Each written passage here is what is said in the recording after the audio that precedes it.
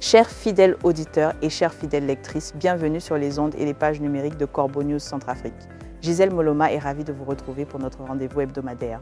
Aujourd'hui, Gisèle Moloma est accompagnée de notre intrépide Anselme Mabata pour plonger dans une histoire tout à fait édifiante, disons-le. Bonjour Anselme Mabata.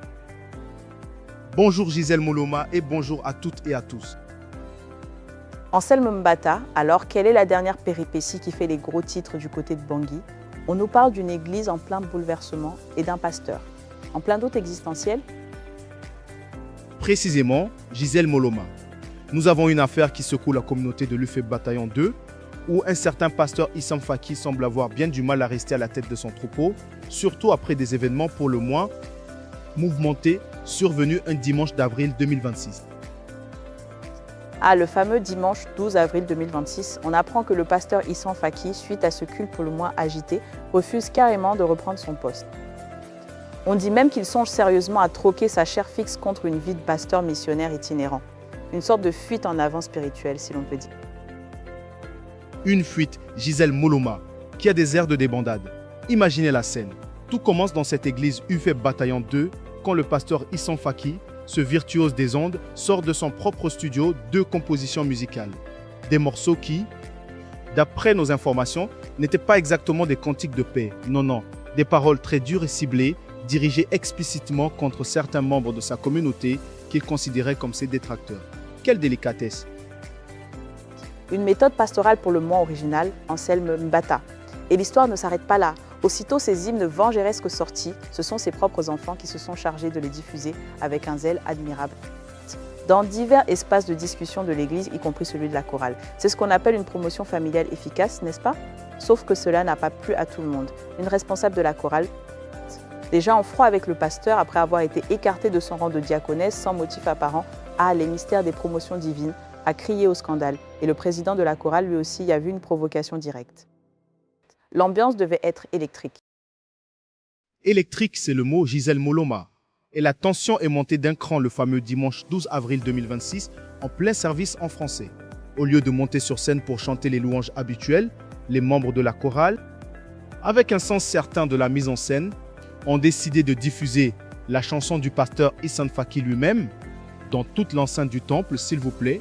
Et pour couronner le tout, à la fin de la musique, le président de la chorale prend le micro et dénonce publiquement la gestion du pasteur depuis 2019, malversation, insultes, provocation. Il a même réclamé son remplacement immédiat, un véritable show. Un show qui aurait pu faire pâlir les plus grands dramaturges. Et le chaos ne faisait que commencer.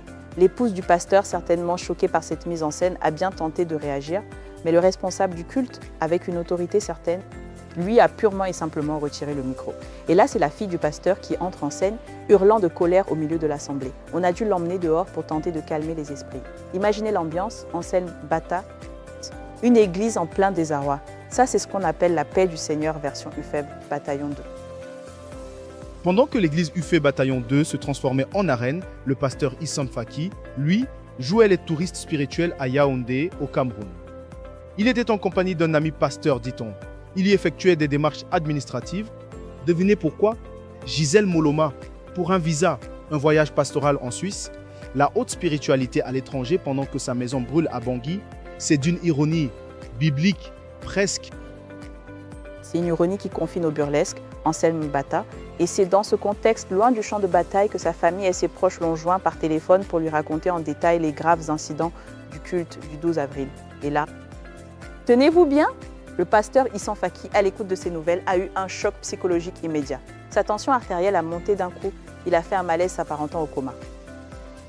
On nous dépeint un homme si fragile qu'un simple coup de fil suffit à le terrasser. Quelle force spirituelle! Une fragilité qui nous laisse perplexes, Gisèle Moloma.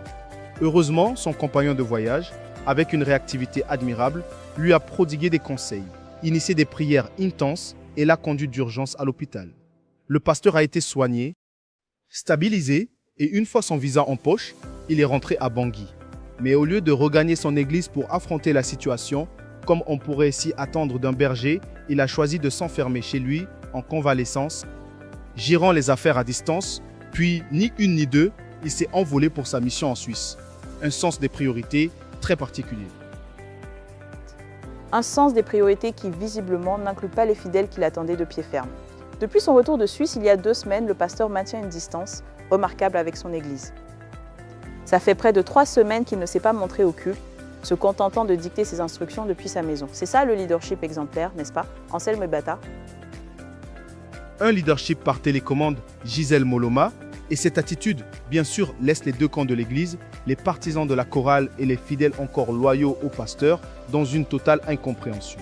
L'Église, qui comptait peut-être des milliers de fidèles, a vu ses effectifs chuter pour ne compter aujourd'hui qu'entre 200 et 300 personnes. Un fiasco monumental, et le pasteur Issan Faki, pour couronner le tout, refuse désormais de revivre de tels affrontements. Il envisage de renoncer à sa charge locale pour devenir un pasteur missionnaire itinérant, sans attache fixe, se contentant d'enseigner la Bible de communauté en communauté. Et le clou du spectacle, il abandonnerait le confort matériel lié à sa fonction actuelle.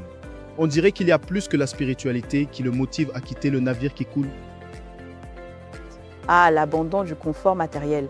La phrase qui en dit long, un véritable sacrifice, n'est-ce pas? Quitter sa chair pour la vie d'errance, mais surtout fuir les problèmes qu'il a lui-même créés. Une leçon de résilience ou de dérobade. C'est selon. Cet article, mes chers auditeurs, nous est proposé par Alain Zilo.